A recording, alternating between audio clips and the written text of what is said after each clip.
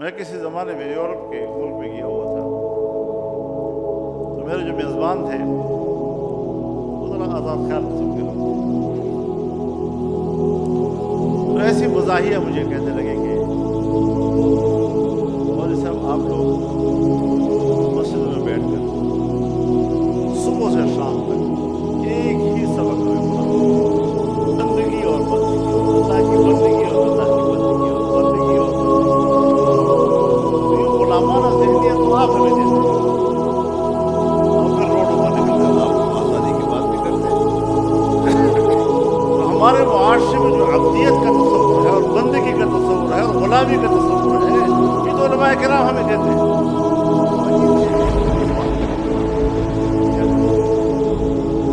तो मैंने कहा कि ये बात नहीं, आप समझे नहीं, हम बात करते हैं अल्लाह की बंदगी। अब इसकी मिसाल हम अपने ख़ानदान में लेते हैं। ख़ानदान में हमारा एक बाप होता है, ख़ानदानी ज़िंदगी में हमारा एक बाप होता है, एक बाप। जिस तरह ख़ानदान में हमारा बाप एक है कि जो हमारे ज़ाहिरी तख्लीक का सबब बना है, इसी तरह कायनात का खालिक भी एक है। अब घर में जो आपका बाप है, जिसके सबब से आप दुनिया में आए, जो औलाद अपने वालिद की फरमाबरदार हो, उसका हर हुक्म मानता हो, अपने वालिद की ज़मीन पे मेहनत करता हो, अपने वालिद के कारखाने को चलाता हो, उसके दफ्तर को चलाता हो, उसकी दुकान पे बैठता हो। हमारे मुआशरे में वालिद की जगह काम करना, चाहे ज़मीन में हो, चाहे कारखाने में हो, चाहे दफ्तर में हो, जहाँ भी हो, इसको हम औलाद नहीं करते। इस औलाद को जायदाद का मालिक।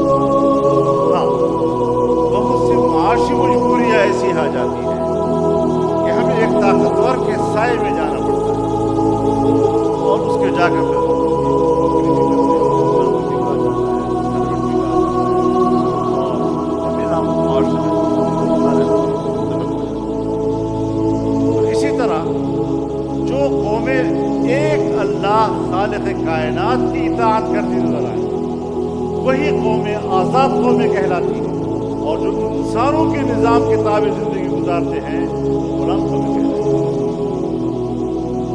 लिहाजा इस्लाम अल्लाह का दीन है और अल्लाह के दीन की पैरवी करना ये तो बिल्कुल ऐसा ही है जैसे मुआशरे में हम अपने बाप की फरमाबरदारी करते हैं और वो हमारे लिए हुस्न होता है, उस पर औलाद की तारीफ़ की जाती है। बहुत फरमाबरदार बच्चा है माशाअल्लाह, अपने बाप के किसी हुक्म को नहीं टालता, अपने बाप के इशारे पर अमल करता है।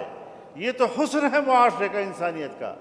तो अगर कोई कौम वो अपने रब की इताअत करते हुए नजर आए तो उस कौम का हुस्न होता है, ये उसकी आज़ादी की अलामत होती है।